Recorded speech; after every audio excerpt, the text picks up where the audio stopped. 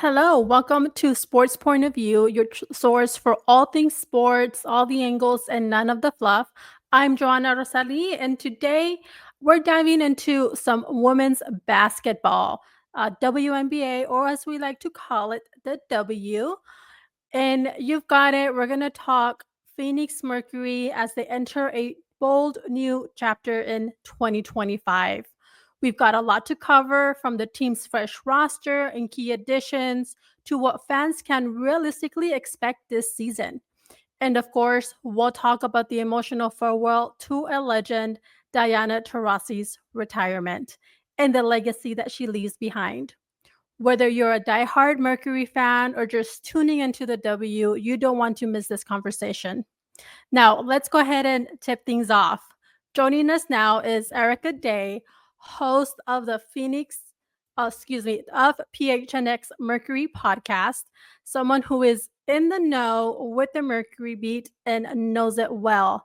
Erika, welcome to Sports Point of View. Thank you for joining me today to talk Phoenix Mercury. It's great to have you on. How are you? I'm so good. Thank you for having me. I'm super excited to be on your podcast this time. Yes, the tables have turned, haven't they? They surely have. All right. So you heard me, leading into the show with the introduction. This W season tips off today, and we are just hours from the Phoenix Mercury tipping off their season. There's a lot of excitement throughout the valley for this new Mercury team. A lot has happened in the off season. As I mentioned, Diana Taurasi announced her retirement, which we'll talk more on this later. Brittany Griner and Sophie Cunningham are no longer with the Mercury, and you can pretty much say it's a team rebuild or a shift here that occurred in the valley, a rejuvenation. You could say some are calling it as well. There's a lot of what we like to call hype for this team, but before we get into it, I have one question for you. What are you the fans saying about this Mercury era?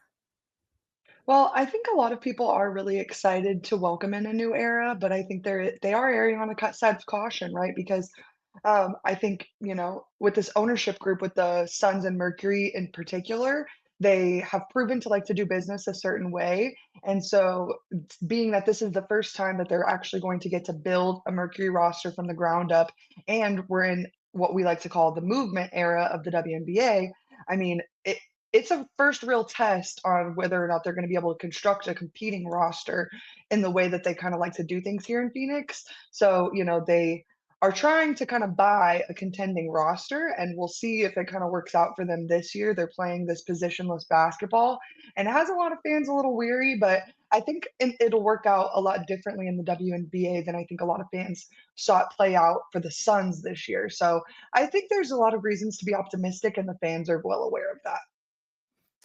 All right. That's a lot of excitement to look forward to. That's a really good breakdown. I like how you put it.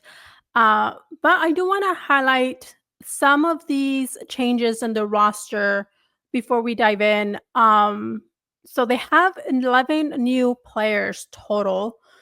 Some of these off-season additions include WNBA forward Alyssa Thomas, All-Star and former number 2 overall pick Satu Sabali. We do have a fan favorite returning in Kalia Copper, and they do have a strong star core, which I am very excited to see on the court starting, on Saturday. Is Sammy Whitcomb, Kalani Brown, and Natasha Mack. We do have some other new faces there, but we are seeing a new culture reset here for the Phoenix Mercury. You touched on that a little bit. What do you think is driving that? The coaches, the vets, this new core that I meant, just mentioned. Can you dive a little bit into that? You know, it's interesting because I think Kalia has the keys to the team. It's Ka's team for the taking, but at the same time, she doesn't have to do this alone. Um, you know, Interestingly enough, Natasha Mack has played more games in a Mercury jersey than Kalia. So our two returners are, are fairly new to the system. There's still this is only Nate's second year at the coaching helm for the Phoenix Mercury, and then but you have that leadership coming in with Alyssa Thomas to kind of balance things with Kalia Copper. So while yes, it is Ka's team, I think Alyssa brings a championship mindset. She has more playoff experience than almost all the rest of the players combined. So, I mean, when you really look at things from that lens, this team has two main leaders in Alyssa and Kalia.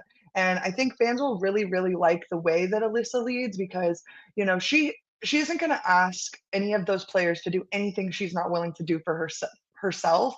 And I think she and Kalia are going to really, you know, complement each other well. And what Kalia maybe isn't willing to do, Alyssa is willing to pick up the slack for. And so I think that those two leaders at the helm of the team, combined with Satu Sabali, who, I mean, if you haven't been watching college basketball or the WNBA for a long time, you may be unfamiliar with Satu. Satu has played on championship contending teams before. This isn't new to Satu Sabali. And so, I think those three at the big three helm suits this team very well, and the leadership is going to be divided very evenly. And we're not going to have to worry about any of the leaders kind of getting burnt out by the season's end, if that makes any sense. It sure does, and I like that you brought up leadership. And Kalia Copper, I wanna talk more about her, and it seems like the coach is wanting her to step in more into that leadership role. Not that Alyssa Thomas isn't a good leader, but kinda like, her to just go ahead and pick that up. They will need a new face of the franchise now that has retired. How do you see her embracing this role? Well, I think luckily for Phoenix Mercury fans, while she hasn't necessarily been the face of a franchise before, because how can you be a face of the Chicago Sky when you have Candace Parker on your team? But Right. she won Finals MVP with Candace Parker playing on that Sky team.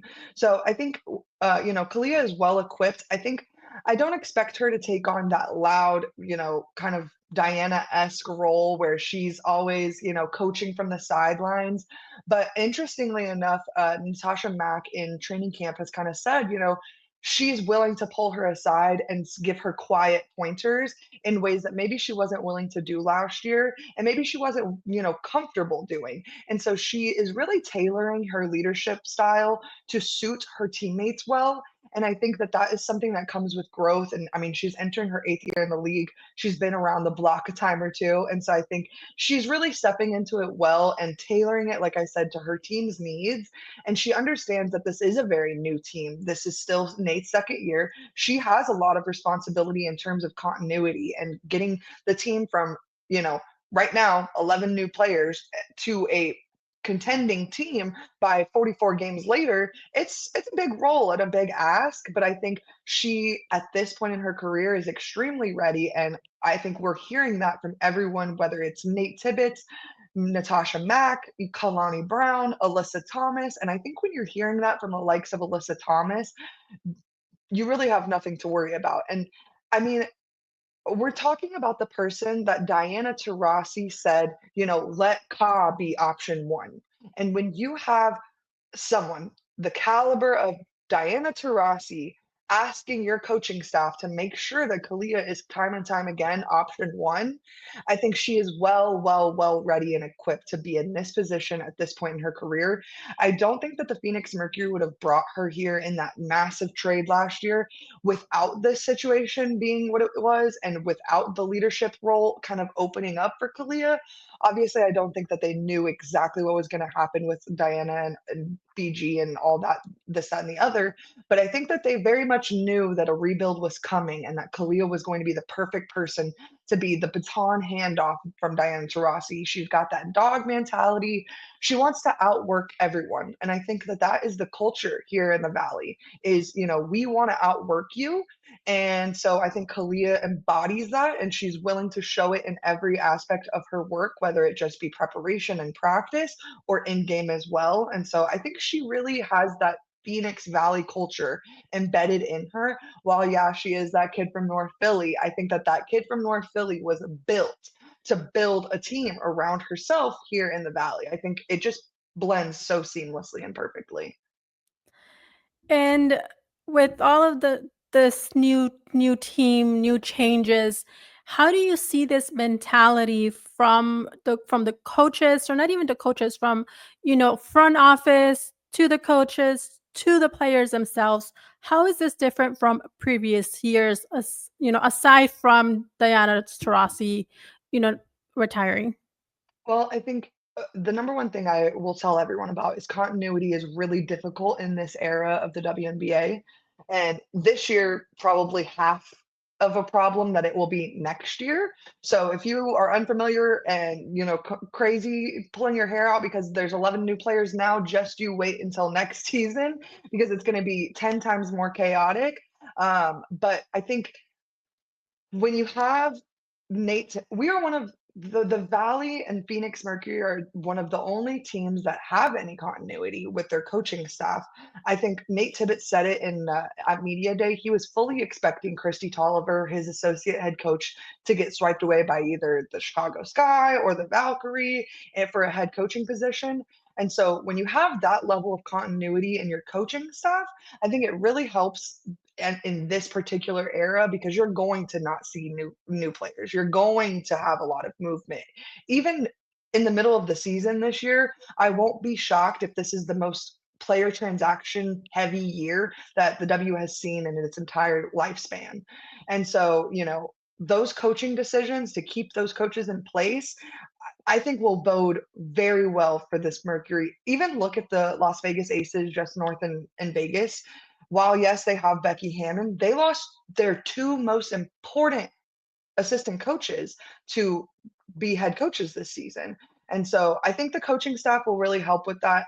Kalia and then Natasha Mack. I think it's being undersold what I think uh, an important piece that Natasha Mack is in all of this. She is going to be, I think, the life that needs to be breathed into this team. You know, for the last 20 seasons, there's been kind of this balance of fun and seriousness between DT and whoever she's bouncing it off with. And I think that the Phoenix fans are lucky because they kind of are going to get to see that continue with Ka and Natasha Mack. Natasha Mack is one of the funniest players I've ever encountered. And so when you have her and then that serious kid from North Philly and Kalia, I think you're going to see this culture that is just built for winning. And so I'm not worried at all about the Mercury and their continuity issue. While it is stressful to have 11 new players, and I think, you know, fan expectations are probably very high, and early in the season, they might get readjusted just because of how much parity there's going to be in the league. But I think come playoff time, this is going to be a very serious contending team, and it's going to show on paper as well as in the locker room in terms of culture. Now, with that being said, locker room and culture, you have to talk chemistry. And how are you seeing that chemistry develop between the returners and the incoming talent? Well, most particularly, and I spoke about this on PHNX Mercury show yesterday. What people are forgetting is a lot of these players have played together.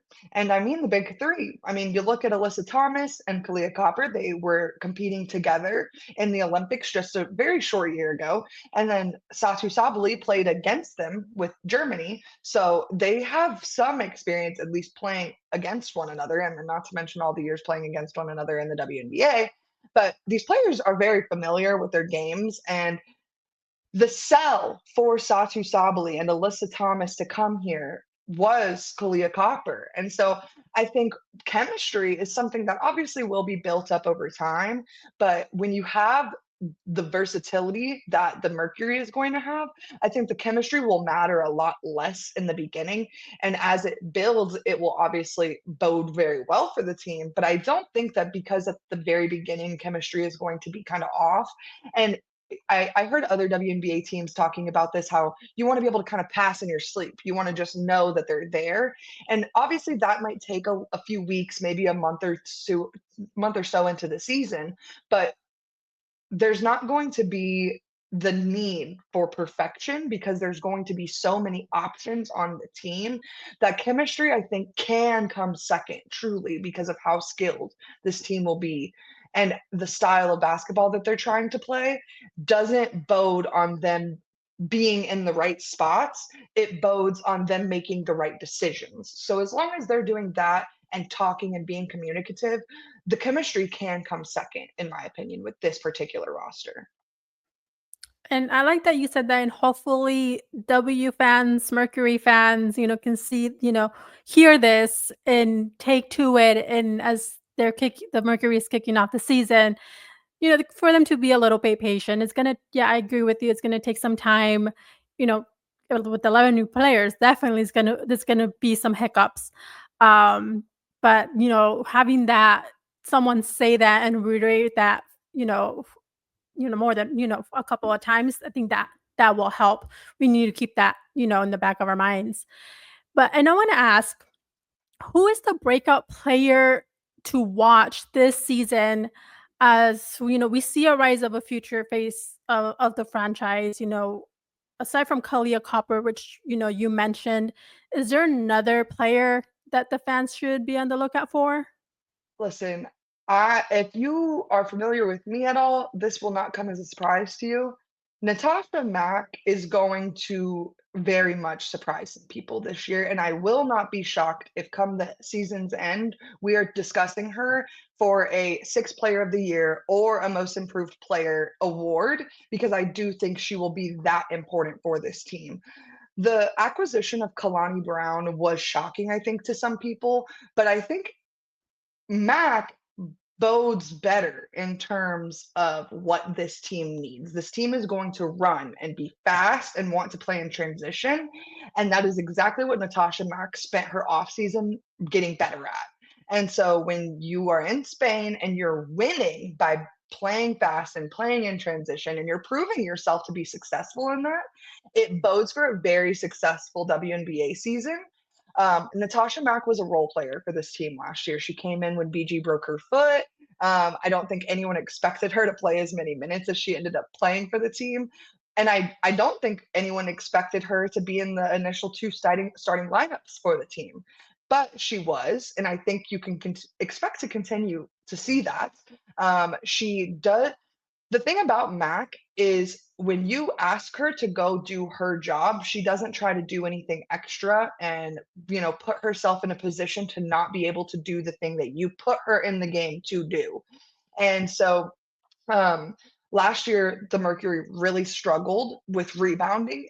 It felt like every single podcast episode of mine, I was talking about, oh, the Phoenix Mercury get out rebounded by 10 again. And so, what are they supposed to do to win basketball games?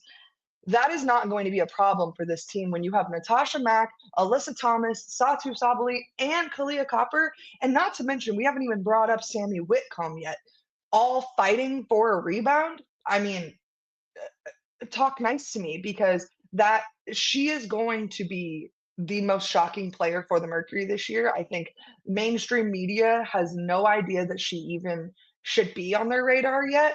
And I'm so excited to watch her do her thing because I said it earlier this year, I won't be shocked if she averages at least close to a double double. She is going to be the player that is consistently in the paint that Alyssa Thomas can dump off to or Kalia Copper can dump off to. And then if Mac can't get her shot, she's got a plethora of options to pass out to and get an assist off of. So I think the options are going to be insane for Natasha Mack, and she is just going to suit Nate Tibbetts' offense so well, and is really, really going to shock, I think, especially national media members. So I'm very, very excited about that. Yeah, I'm excited, and thank you for mentioning that, because with Natasha Mack in mainstream media, she's flying under the radar. I love to see her, and I'm surprised she hasn't, caught more audience by now. And I really want to see her go off this season. She's so Right. competitive. She has this like sass about her too. And seeing her on media day was just, and it was just something unique. Um, and seems like there will be good chemistry built there. And excuse me, and just looking forward to how this is all going to work out, not only for her, but for the Mercury, for the reasons that you just mentioned. You did mention a little early on about expectations. And I want to go ahead and dive into that a little bit more. And what fans should really expect from the Mercury this season. You mentioned possibly playoff contention. Yes, they're in that rebuilding and may possibly see more transactions there. So tell me, what does success look like for this Mercury team in 2025? Can you break that down a little bit more? I think above all else, the team wants to be defensively minded and they do not want to be last in any category defensively. And what have we learned as WNBA fans or watchers is that defense wins championships and that this team just has to get to the playoffs. I think my expectations are actually higher than a lot of people just because of the way this roster is constructed. You have the big three, yes, but then you also have Kalani Brown, Sammy Whitcomb, and Natasha Mack. I think that when you have that leading six, you are well equipped to at least host in the first round of the playoffs, in my opinion. And so my expectation is a top four seed. Whether or not that happens is yet to be seen. And I spoke a little bit about this yesterday. Last year in the WNBA, there was a very obvious difference in eye test in terms of the top two teams and everybody else. The Lynx and the Liberty were clearly the best teams in the league, and it was not even close. You could talk about the Aces in a certain way, yes, because they're the Aces, but at the end of the day, the Liberty and the Lynx were on to everybody the best team in the Mhm. league. That gap between the top two teams and the third, fourth, fifth, sixth, and seventh team got a lot smaller this offseason. And so I think parity is going to be even stronger this season. And you're going to see a lot of good teams lose games that you maybe weren't expecting them to lose. Maybe the Mystics pick up a lot more wins than you really think they're going to pick up. But all that to say, it's going to be really tough. But I think that if any team is suited to, you know, be underdogs and set people up for, very much success, it's the Mercury. And so they have so much experience in terms of winning on in that top three. And then Sammy Whitcomb, who's a champion at every level she's ever played at, you have to ask yourself, why are we not expecting greatness out of this team when greatness is written all over the paper? From top to, I would say, like the eighth player on the list, you can really say these are hardcore winners. And when you have hardcore winners that are willing to go out and prove to everybody else that they are winners, as Kalia just did in the Unrivaled League that she just won champion after they picked her team to finish last, might I add. I just think, you can't count them out. I last year I said that they were contenders, and I think when you have Diana Taurasi and BG on your team, you're never not a contender. And I think the same exact way regarding Alyssa Thomas and Kalia Copper. When you have Kalia Copper and Alyssa Thomas, especially leading your team, how can you not expect them to be contenders? And with that, I want to ask, who is going to be the biggest competition for the Phoenix Mercury? Last year, the Minnesota Lynx had the Mercury's number. I don't know what it was about the Lynx, but the Mercury, if you remember correctly, Kalia Copper hits the game winner in their first matchup at home. It was an epic game winner. I was Oh my sitting on the god. floor, actually. It was a great game.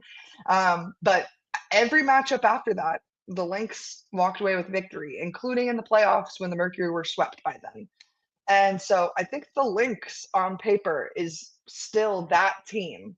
But that said, there was so much movement in the offseason for the WNBA. I think when you look at the Fever, they're going to be a competing team this year. The Aces picking up Jewel Lloyd and having Chelsea Gray back at full strength. I don't think there's a whole lot of teams who won't be competition. It's funny you asked that because this morning I was listening to another podcast and they were talking about how the Valkyries were going to tank this year. And to me, there's no team in this league that if I was the general manager of, that I would start the season thinking, yeah, we have to tank. There's no team that is on paper bad enough to where they should just automatically think, oh, yeah, we'll be in the lottery. No, these are incredible teams with incredible coaches. I'm telling you, the coaching improved in the WNBA across the board this season. And so it is going to be a lot more competitive. And so, games versus the Sparks are going to be a lot harder than they were last year. Same thing with the Valkyrie. The Mercury already gave the Valkyrie their first franchise win ever in the preseason. And so, you can't count out any team in this league. And I think that that's very important to remember. But it's also just as important, I think, to remember that at the beginning of the season, yes, our expectations are what they are, but it is like we've said, there is a chemistry factor. And so building up to play these top competing teams like the Lynx, who barely had any roster turnover. I think they have one new player on their team. And if you think to their system, they probably won't be a player that plays too often because all of their roles are filled. So, it's going to be a tough season no matter how you look at it and what team you're competing against. But I would say it's safe to say that the Lynx and the Liberty are still the top two teams. I just think that that gap between 2 and 3 and 4 and 5, 6 got so much smaller in the off season. So what I'm hearing is that it's going to be a battle to the very end. And I am excited not only for the Mercury, but for the W. You mentioned it, how competitive it has gotten, how much fan base how much is growing overall. They have the addition of the Valkyries this season. They're looking to have expansion teams over the next at least 3 seasons. I can't recall the names of those cities who are expected to get those expansion teams, but I'm just flabbergasted as how it's grown. It's taken some time, which I'm not happy, for the time it's taken to get there. But now we're at that place, and I can't be any more excited for the W and for women's sports. Yeah, I mean, it's been an honor and a privilege to come in and watch the sport grow the way it has when you have the likeness of Paige Beckers and Caitlin Clark and Angel Reese coming into the league, building hype and doing everything the right way. Me as a fan of the sport has absolutely no gripes and complaints with the way that, all these athletes have come in to, pour themselves not only into their sport, but into their league that is, helping them. And so I'm really excited. I hope Kathy Engelbert is I love the team expansions, but I really, really hope that next season we're talking about roster expansion. I think that is the number one most important thing, I think, in terms of growth of the league. Last year when BG broke her foot, that borderline bankrupted the Phoenix Mercury. So it just, and not in terms of money, but in terms of, you know, uh, what's the word I'm looking for? Hope. You know, fans were devastated. They thought, "Oh my Yeah. goodness, here we go, and we're not gonna compete with anything with BG with a broken foot." And so, I think when you have rosters of 12 and it's maxed out truly at 12, it's a real problem. And I think that has got to get addressed before we're Kathy, if you're watching, no 16th team until the 15th roster spots are added. Thank you very much. Yeah, I do agree with you on that, and it has been one of those things that has really come up throughout this off season for the W is getting those rosters expanded. You know, the NBA has it. Yes, they have more teams, but yes, and they're men, but yeah, there's a gap there, a big one. And I think that women should definitely have, get that expansion on their rosters because exactly with what happened last year with the Mercury, it's happened to other teams as well. And then you're in that spot to where like, what do I do now? And in a position to where now they can't even contend. If they were contenders for playoff, spot, now you're not, and it can cost a team this season, unfortunately. I think about the Sky last year, right? With quote unquote their skyscrapers and Camila Cardoso and Angel Reese. I think it was 10 games left in the season last year when Camilla went out with an injury. And I mean, it really did cost them their season. They did not make the playoffs. And honestly, the ending of their season looks entirely different with Camilo Cardoso on the floor for them. So it definitely stinks. And it's tough when you have a player that is out of practice for the day with cough, and now you can't have a 5-on-5 practice because you don't have enough players. That really stinks for these teams. So I'm hopeful that in the next CBA that is the thing that sets us up for success in terms of the WNBA's future. I hope well, we definitely get to see that sooner rather than later. And talking about changes, you brought up the Unrivaled League, and just to go ahead a little bit on a tangent, we'll come back and talk Phoenix Mercury.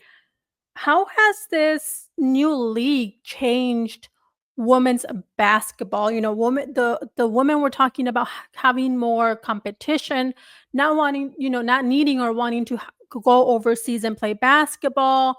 A lot of factors, and then here came in this league, and it was received very well all the way around. Tell me what you see from this. Well, I think above all else, Unrivaled has really done things the right way. And when I look at their terms and conditions, for lack of a better term, they're paying players very well for a shorter amount of time than the WNBA season is. They are having better benefits in terms of healthcare and childcare and living situations and things like that. But then I also think and if you're unfamiliar, I'll tell you a little bit. Benija Laney, she was injured in the Unrivaled League in the wintertime. I want to say in February is when that injury occurred. It's going to keep her out of her WNBA season. She is not going to be able to play for the Liberty this Mm, entire season, which stinks. that really In sucks. her unrivaled contract, it is all their unrivaled contracts, I should say, but it applies in this case. She has um, salary insurance on her WNBA salary. So because she was Mm, injured and unrivaled, and then she's not going to be able to play her WNBA season, Unrivaled is going to pay her WNBA salary in its entirety to her, which I think that in itself shows how they're prioritizing the health and wellness of the players. And I think in the past, the WNBA hasn't exactly done the best job of doing so. You look at situations like that of Dearica Hamby and Skylar Diggins, and it kind of proves to be true. But then also the playing overseas piece, like you said, I won't get too much into it, but the situation of Brittany Griner could have been completely avoided had she not mm, had to go play overseas. And so, I think there's a lot of value to a domestic league that pays their players extremely competitively and keeps them at home with their friends and family. I also cover college basketball, and I there's a player that was signed to the Phoenix Mercury who is Spanish and played for the University of Arizona here in Tucson, and I've been yelling from the rooftops until you can get Helena Puello to want to come play in the WNBA, as opposed to staying home and getting paid more money to play basketball in her home country of Spain and have far better benefits. You're not going to have the quote unquote best basketball league in the world until you can truly make it so it is the most competitive. And the players across the country, or I'm sorry, across the world want to come play in this league. It isn't truly the best, league in the world. And so I think it's put a lot of pressure on the WNBA to do things in a better way, in a more sustainable way. I was talking about it the other day. The NBA owns 42% of the WNBA. And until the model is able to change, and it has to change in order for the league to be able to profit money, um, until that can happen, and this is truly the best basketball league for women in the world, um, it, there is work to do. And I think fans can really expect a player sit out next year. I know that that's not the right word for it, but when they decide to not play because they can't come to a CBA agreement, I think it's going to really shock the country in terms of basketball fans, W and NBA fans alike, because the terms and conditions to what the WNBA players have been kind of playing under are just not good enough. And Unrivaled has put it in perspective for these players that it can be better, and the WNBA is just not doing that. And so, I feel very lucky that we get to watch this kind of unfold, because Unrivaled has done us all a favor by putting the pressure on the WNBA and Kathy Engelbert. And so, they've already paved the road. All Kathy has to do is take the concrete truck over it. That's really all that has to be done at this point. And so, the foundation is there for growth of the league. It just has to be done the right way, and Unrivaled has proven that it can be done and it can be profitable. They are making money in year 1, and it's and let's not be, overzealous here. They had less than 1,000 fans at every game. I mean, when you look at their arena, it's kind of laughable. And so the fact that they were Mm. able to make as much money as they did in this year 1 is very impressive. And it's proven that it can be done for women's basketball. And it's put so much pressure on the league, and you see it all over the board.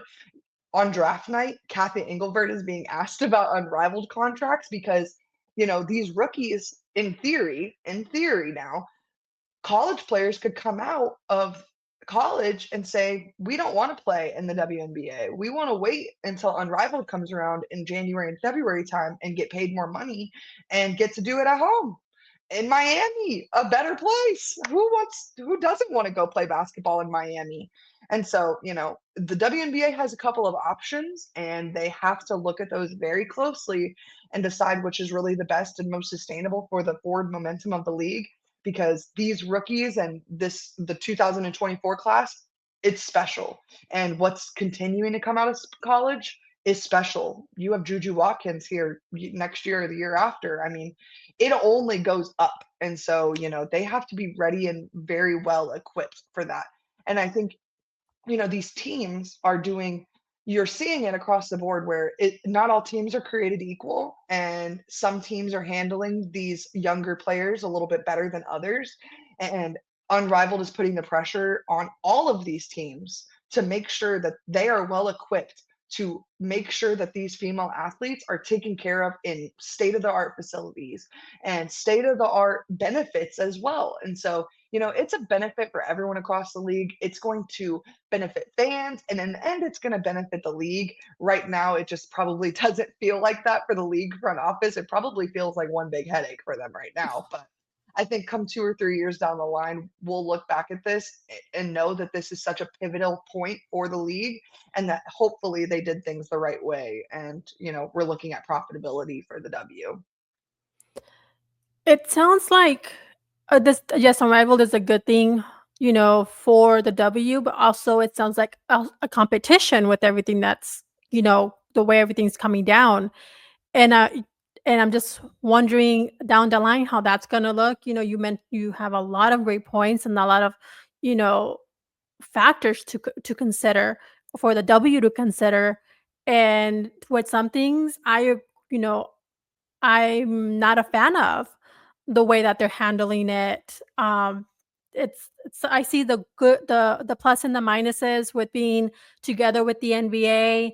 Um, Sometimes it doesn't work out so much, or things can be done differently. So definitely, Unrivaled is putting on the pressure and seeing how the W is going to go ahead and pivot, or maybe both leagues, can come together sometime in the future and, you know, do something great, and where all the woman players, basketball players can benefit, and the league can also benefit as well as their fans. So we'll just have to keep our eye on this and see how this changes women's basketball. It would be really awesome to me if Unrivaled became a developmental league for the WNBA. That would be, because, I mean, the roster spots, yes, they'll come with time, but a developmental league would change the game in terms of coming out of college and not having to go play overseas for players that definitely are not ready to play against the likeness of Asia Wilson.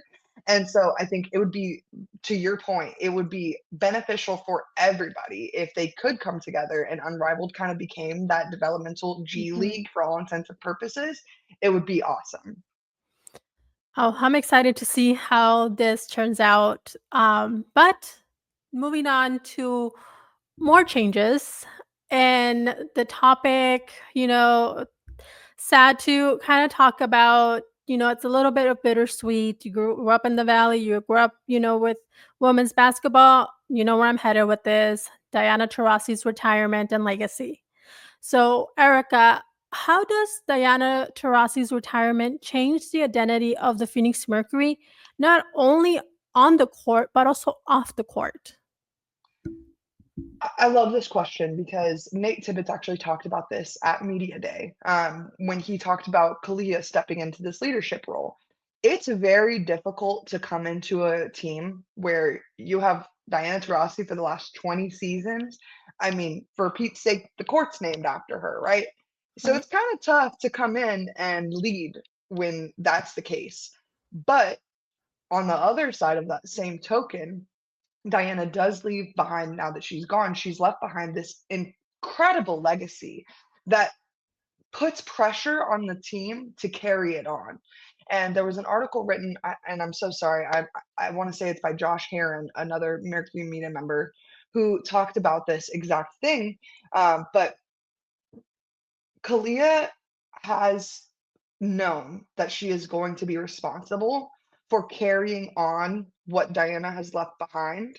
And what Diana has left behind is special and cannot be replicated and cannot necessarily just be carried on willy-nilly.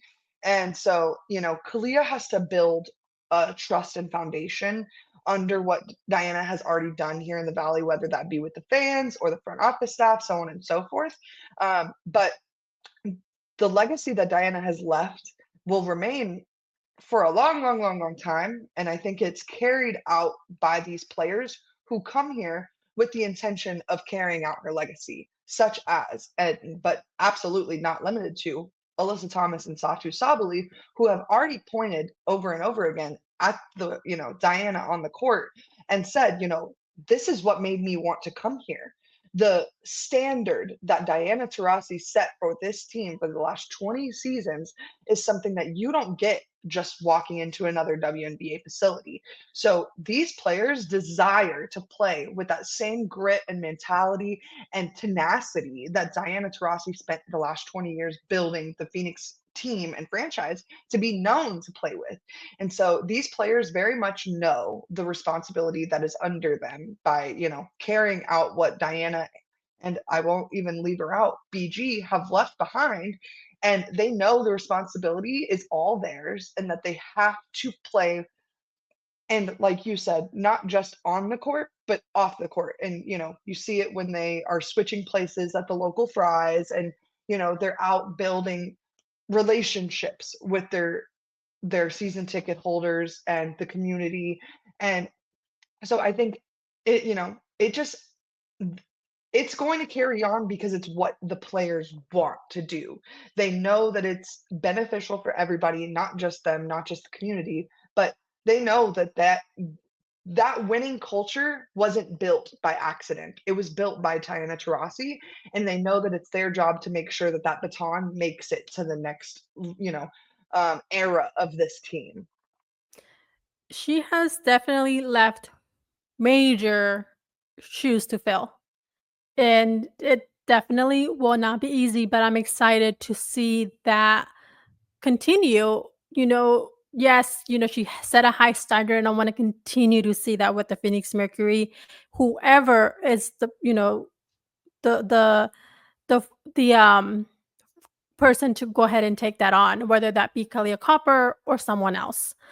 Um, and talking about personalities, what is it, in your opinion, a part of, or what part of Diana Taurasi, of her game, her personality, would be the hardest to replace? You know, there's a joke amongst Mercury fans about Coach D, Coach Taurasi or Coach DT, depends on who you're talking to.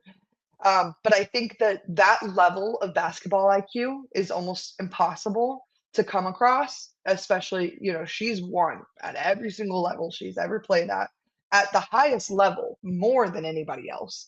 And so, it's very difficult to replace that basketball IQ. But I do say, luckily, Alyssa Thomas is probably as good as you can get in terms of replacing that basketball IQ. I won't say that we're gonna get a Coach AT anytime soon, but Coach DT will definitely be missed in the Valley, and I think that you know, I spoke about it earlier about making Kalia option 1, right? And that never happens if it's not Coach DT on the sidelines there. And so, you know, her her basketball mind is something that you won't feel echoing the hallways. When you walk into PHX Arena, you do feel her greatness echoing in the arena. But that basketball mind, it's just something that only she has unlocked. I'd love to see her step into coaching someday. I won't expect it this year, but I definitely hope one day we can see her back in back on those Diana Taurasi courts, maybe with clipboard of her own. You know what I mean? I think it would suit Yeah. her really well. So, but definitely just her basketball mind is going to be difficult to replace. Yes, I agree with that. She just has so much knowledge. The way she just over the years, I don't know, it just envelops her. It's who she is. That's Right. her identity. And you will definitely come day one in just a few hours when the Mercury tip off their season, you're gonna feel that absence. It's gonna be felt. And um, but at the same time, it's gonna be something to be proud of. So, and hope that that the fans, and everyone, can acknowledge that, and maybe one day, like you said, we get to see Coach DT on the Diana Taurasi court, and part of continuing that. Not that she's last, she's always part of the Mercury family, but just go ahead and continue and building on her legacy. So I'm excited to see what's ahead for her. I think she would make a great coach. She was a coach as a player, like you mentioned, in so many ways, in life and in the game. So I'm definitely excited for her. I was giggling because, if you're unfamiliar, there was all sorts of women's college basketball coaching changes throughout the Valley. ASU has a new coach, GCU has a new coach, U of A has a new coach, NAU has a new coach. Yeah. Everybody asked me which one of them is Diana Taurasi going to take. Every single person I talk to is asking me, is Diana Taurasi going to take Arizona's coaching job? And I just have to laugh because I think we got about a year of a little gap before we get Coach DT back out in the streets. But I do think it's coming.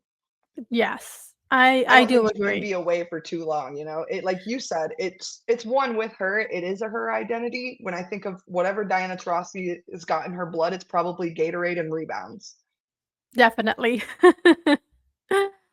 Well, Erica, that wraps it up. We can continue talking Phoenix Mercury for hours, but we do have a game to prep for, a season to prep for, and all of the things that come with that. But before I do let you go, how can our audience get in touch with you and your work? Like she said, I do host the PHNX Mercury podcast. It's actually every Thursday for the month of May. So do mark that on your calendars and just put it in your calendar right now. PHNX Mercury on Thursdays at 11. And then you can follow me over on Twitter or X, whatever you call it these days, at Erika Lee Day. And that's ErikaLeaDay. There you have it. Erica, thank you again for taking time of your day to join me and talking Phoenix Mercury. Absolutely. And I hope you'll come back on my show sometime soon. Definitely. Just send the invite over. I'll be there. Awesome.